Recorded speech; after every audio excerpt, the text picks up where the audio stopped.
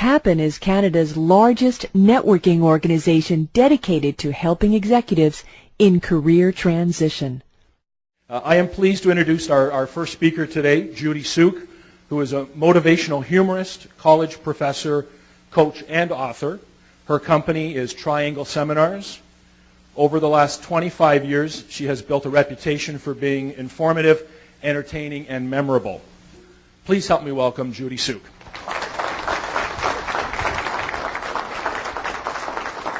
Good morning. In the credits, when Dr. Phil's show is coming on, you hear this loud Texas voice say, "Today is going to be a changing day in your lives." And that's what we want for you. You have some wonderful presenters today, and somewhere along the line today, when you change your perspective, like Anthony says, and you open your mind, you might change the way you think or the way you feel and get fired up about who you are. And that's what we need you to do. I did a survey of 256 human resource professionals, presidents and CEOs, the people who do hiring. And I asked them, what keeps people from getting the job? Why do you not hire them? And the number one reason? No energy. If you are not excited about who you are, why would they get excited? As a human resource professional, we will hire somebody without the right education, without the experience, if they show this incredible passion for who they are and for getting this job. And we'll do that because we can give them experience, we can give them training, but we cannot fire somebody up who's gotten complacent about their career. And so today, what I want to do is get you excited about who you are.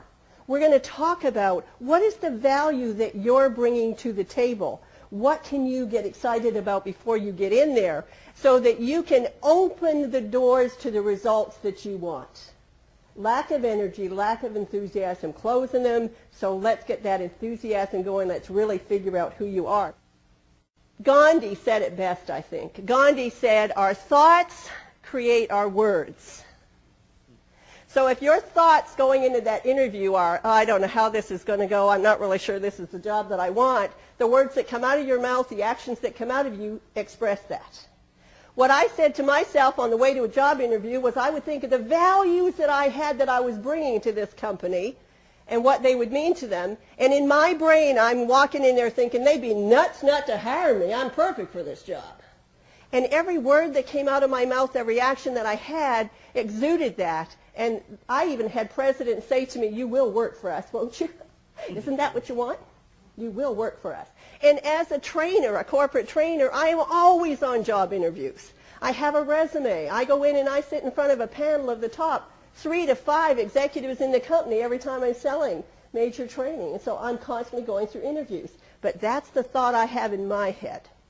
So what we want to do today is we want to get your mind thinking about very positive, very powerful values that you're bringing to the table. There's lots of things that you do that you don't think about. I think this is an exciting time in your life. I really do. You don't have a job. This is great. This is your opportunity to reinvent yourself, become the person you wish you were. I meet so many people, especially the more mature people who didn't become what they thought they were going to. And so now take a second before you decide that job you want to go to. You don't have to be who you were yesterday, especially if yesterday wasn't going so good. If you didn't want to jump out of bed, if there wasn't joy in your life, don't be that person. This is your chance to look at yourself and become other things. I have seen people change careers who are just thriving and happy in what they're doing in the new way. So don't think you're defined by just the education you got or the experiences that you have so far. Do you want to have a job where you've got time for your family? This is important. The friends that you have. Sometimes you'll have a friend who's become a mentor, whose life you idolize. Why not become them? Ask them how they got where they got and become that person. The sports you play, the hobbies you have are important. What travel have you had? Are you an international person? Do you have all these languages in your pocket? What fun courses have you taken? What's your fields of fascination? Have you heard that term? I love that term. Fields of fascination are what you do when you're not being paid. And often they define who you are or who you would like to be because you get more pleasure out of them. So what are your fields of fascination? One of mine is people. I could sit in an airport and watch people all the time. Do you think that's a good skill for a trainer? It is. And I love history. If I go to Europe, I'm going to go to all of those old churches and all of those old castles and that type of thing. Knowing that, it helps me define who I am. Who have you admired along the way? They make a big difference to who you are. And what are your past lessons? Some people call them mistakes. This is also a good reason why it's nice you're out of work. You can dump all those stupid things that you did. Nobody in the new company is going to know. They won't know that you broke the photocopier. They won't know that you shredded something when you meant to copy it. You know, you can get rid of all of that. What are your values? What are the things that you would die for, that you can't live without? We're going to talk about that today. And then finally, what are your passions? What brings you joy? What fires you up? What makes you feel like you're soaring? You have to be better than the other guy. It's often those extra things that make you better than the other guy. So what kind of things do you have in there? Once you get that done, you have to look at what are the values that you have. And values are the things that determine the decisions you make in your life daily and should determine what job you get. For instance, how many lawyers do we have in the room? Good. If you're honest, you may not want to work at the law firm. If you're creative, if creativity is important to you, can you imagine working in a call center or a telemarketing area? Have you ever noticed if you stop those guys in the middle, they have to start at the beginning? Don't stop them. Just let them finish it. Humor is incredibly important to me. It's just who I am. I was once asked to speak to the International Association. It was from, and they were hosting the Slovenian Chamber of Commerce. Who knew we had one in Toronto? And it was a networking thing, and I teach networking, and they said, Judy, can you be serious? It's a really important conference. We have 3 tables of Slovenians. They don't speak English. They have interpreters, and, you know, this is super important. And I said, of course I can be serious. 10 minutes into the presentation, somebody said something. I threw back a comment. Everybody's howling, and I thought, uh-oh. I ain't working here anymore. But what happened was I looked at the 3 tables with the interpreters, and I waited, and they were laughing just as hard, and I thought, I've got really good interpreters. And so I did it my way. But when I said something funny, I just waited, watched. When they laughed, I went on. At 1:30 in the morning, they kicked us out of the hotel. People were still networking in the parking lot because we were having so much fun with that. The organizer came up to me and he says, I'm glad you did it your way. But what it told me was, that's the only way I got. So when people hire me, I put motivational humorist on my business card, because if you're a corporation and you're going to hire me, you might as well know up front. We're going to laugh, we're going to have fun, we're going to get in trouble, and if that's not what you want, I'm not your person. I realize that's who I am. So who are you? What are the things that drive you? Maybe honesty is incredibly important to you. Maybe harmony. If you've ever had those personality profiles done and you're that blue personality, you're a supportive person, well, harmony is really important. There are lots of industries that don't have harmony ever. Marketing and advertising come to mind. I mean, it's a zoo. Some people like the zoo. Other people don't. So decide what atmosphere you need to make you peaceful in your life. If power is important to you, that says what level of job you've got to go in at. You're not going to accept anything lower.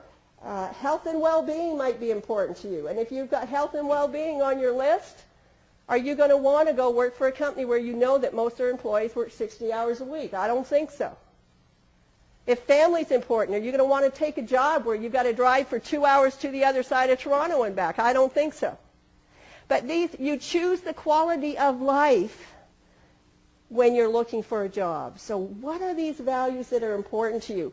I once had someone explain value to me by saying, for instance, if there's this river in front of you and it's full of hungry crocodiles, we haven't fed them for a week. And I said to you, I'll give you $500,000 if you go across that river. How many of you would do it? If I said, I'll give you $1 million, how many of you would do it? One. If I said to you, you've been out of work for a long time? If I said to you, Your child or grandchild is on the other side and needs you. How many of you would do it? Family is a big value here in Canada.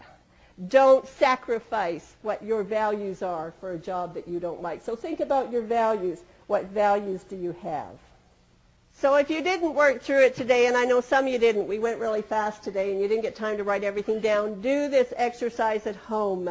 It will make a difference. If you can get fired up about yourself and excited about yourself and bring that to us when we're hiring you, you have better chances than the other guy. Remember that it's often those little things you don't think about that are really your biggest selling features. And often the things that you do naturally, you overlook because they're so easy for you.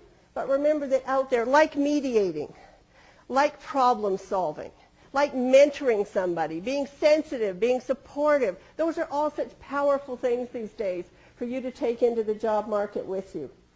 And so if we look at your last page on there, you've got to learn to express those both in your cover letter, in your job ad. Remember that in the cover letter and job ad, you want the exact phrases from that job ad that you saw. You want to have that excellent communication skills if that's what they ask for, because we have these programs that we spit your stuff through, and it's looking for those words from our job ad. So put those in your cover letter and in your resume. Customize it. That shows that you care about our company. So what I want you to do is I want you to say that phrase with me. They'd be nuts not to hire me. I'm perfect for this job. Is that easy to remember? They'd be nuts not to hire me. I'm perfect for this job. I'm going to count to 3. Shout it really loud. 1, 2, 3. They'd be nuts not to hire me. I'm perfect for this job. Have a good day.